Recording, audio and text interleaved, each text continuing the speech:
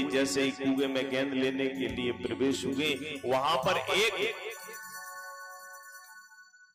गिरगिट बैठा हुआ था। जैसे ही गिरगिट का स्पर्श मेरे प्रभु से हुआ तो वह दिव्य रूप में पुरुष बन के प्रकट हो गया। मेरे भक्त वृंदों,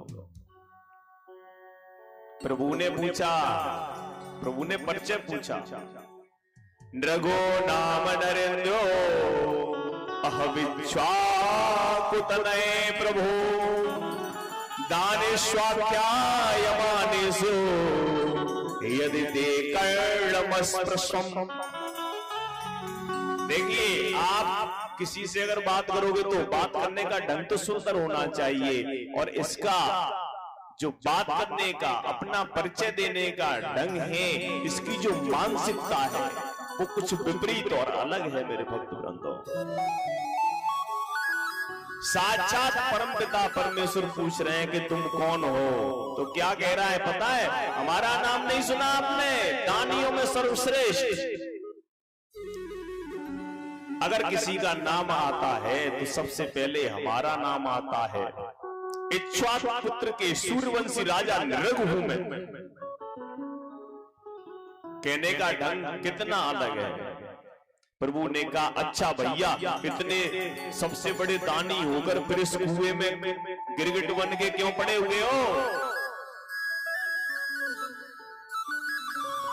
क्या दान किया तुमने? तो वह नृग कहता है कि मैंने इतनी गौओं का दान किया कि जितने आकाश मंडल में तारे भी नहीं होंगे उससे अधिक गैयों का दान किया। भगवान ने कहा, तो बूढ़ी बड़ी गाय दान करी होंगी इसलिए यहां पड़े हो? कि नहीं, सुंदर।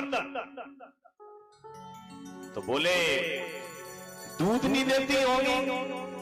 कि नहीं, अच्छा दूध देने वाली गाय मैंने ब्राह्मणों को दान करी थी। तो प्रभु बोले, जब इतना ही बड़ा दान करके आया है तो फिर इस कुएं में क्यों पड़ा है भाई?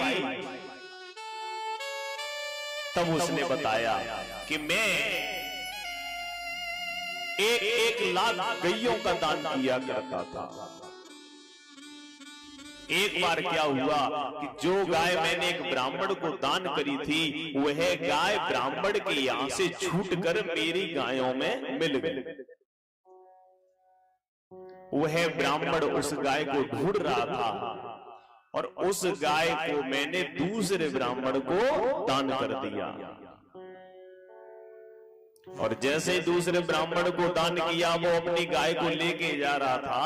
रास्ते में जो ब्राह्मण उस गाय को ढूंढ रहा था, वह ही ब्राह्मण उस ब्राह्मण से जाके मिला और उसने कहा, भैया ये गाय तो मेरी है, तुम्हारे पास कैसे आ गई? अब दोनों ब्राह्मणों में झंझट शुरू हो गया, झगड़ा शुरू हो गया। आज दोनों ब्राह्मण राजा के दरबार में पहुंचे। राजा ने कहा कि कोई एक इस गाय को ले लो और इसके बदले में 1 लाख गौएं दे दूंगा। लेकिन एक भी ब्राह्मण अधिक धन लेने के लिए तैयार नहीं हुआ। बोले, भाई मैंने इस गाय का संकल्प लिया है तो मैं इस गाय को लूंगा। जब राजा नृग से कोई रास्ता नहीं निकला तो वह अपनी गद्दी पर बैठा बैठा गर्दन हिला रहा था। जैसे हम किसी टेंशन में होते हैं तो गर्दन हिलाते नहीं रहते, नीचे गर्दन करके। तो ब्राह्मणों ने शराब दे दी, जाओ गिरगिट की तरह गर्दन हिलाते हो, गिरगिट ही हो जाओ। बोली श्याम रे सरकार की। मरने के बाद मैं यमराज जी के यहां पर गया। वहां पर मुझसे पूछा, बताओ राजन, पहले अच्छे भोग भोगोगे या बुरे? तो राजा ने कहा कि महाराज पहले बुरे भोग लेते हैं, उसके बाद अच्छे भोग लेंगे। परिणाम क्या हुआ? मुझे गिरगिट बनना पड़ा। आज मैं गिरगिट पड़ा यहां कुएं में आपकी प्रतीक्षा कर रहा था मेरे प्रभु। तो भगवान आज मेरे भक्त वृंदो अपने बालकों को, बच्चों को, अपने साथ में जितने भी बच्चे थे, भगवान का परिवार बहुत बड़ा था, बताना चाहते हैं कि यदि जहर को खाओगे तो एक मरेगा, लेकिन ब्राह्मण के धन को खाने वाले के कुटुंब सहित नष्ट होना पड़ेगा। नाहम हालाहलम मन्ये विषम यस्य प्रतिक्रिया ब्रह्म स्वं हि विषम प्रोक्तम नास्य प्रतिविदेर्भुवे। और मेरे प्रभु कहते हैं यदि आग से जल जाओगे तो मैं आग की ज्वालाओं में कूद कर तुम्हें बचा लूंगा। काल कूट विष को अगर पी लोगे तो मैं तुम्हें बचा लूंगा, लेकिन अगर ब्राह्मण का धन हरण कर लिया तो मैं तुम्हें नहीं बचा सकता हूं, क्योंकि वह मेरा भी विरोधी है। अन्यथा मैं सदंडमाप, जो मेरे इस ब्राह्मण सेवा की आज्ञा का उल्लंघन करेगा उसे मैं स्वयं दंड दूंगा। इस प्रकार प्रभु ने बच्चों को समझाया कि हमें कभी भी किसी संत का, देखिए संत कोई भी हो सकता है,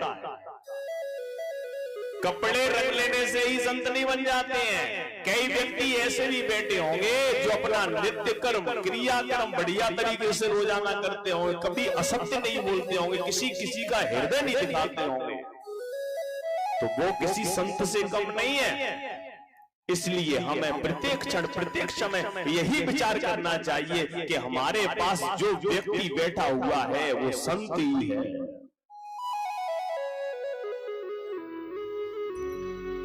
देखिए दान दो प्रकार के होते हैं, एक होता है श्रद्धा शक्ति, एक होता है अधिष्ठान। अधिष्ठान 6 प्रकार के होते हैं, अर्थ, धर्म, काम, भय, हर्ष, लज्जा। दान के 6 अंग होते हैं, भावना, दाता, फल, प्रतिग्रहीता, देश और काल।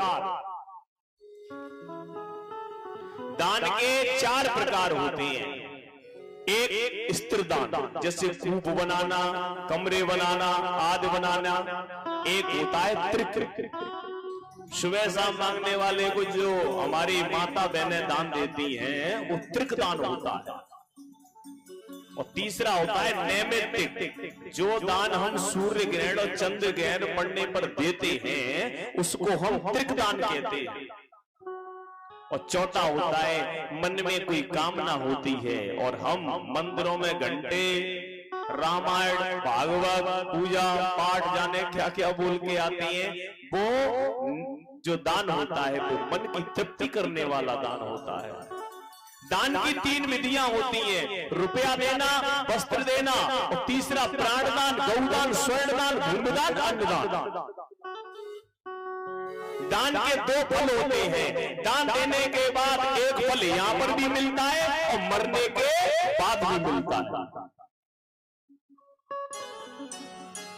इस प्रकार से मेरे भक्त वृंदों, मेरे प्रभु ने 10वें स्कंद के 65वें अध्याय में बलराम जी का गोपी विहार का वर्णन किया हुआ है कि मेरे बलराम जी आज गोपियों के साथ रास रचाने के लिए, विहार करने के लिए गए तो यमुना